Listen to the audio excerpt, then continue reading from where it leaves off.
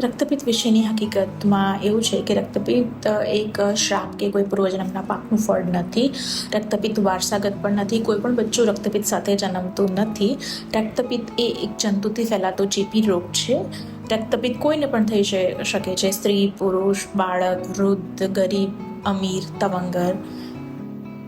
આછું, ઝાંખું કે રાતાશ પડતું ચાટું રક્તપિત્ત હોઈ શકે છે. ચામડીના રંગ અને કુમાશમાં ફેરફાર થવી અને પગમાં ન રૂજાય તેવા ચાંદા પડવા, સતત ખાલી ચડી જવી, સ્પર્શતાનો અભાવ એક રક્તપિત્તના નિશાનીઓ હોઈ શકે છે.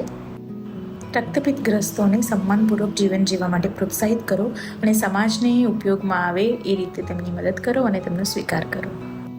રક્તપિત્તના ચેપના ફેલાવાને અટકાવવા માટે રક્તપિત્તના દર્દીઓના સંપર્કમાં આવેલા તમામ સગાવાલાઓએ રિફામ્પિસિન પ્રોફાઇલેક્સિસની ટ્રીટમેન્ટ લેવી અતિ આવશ્યક છે. Thank you for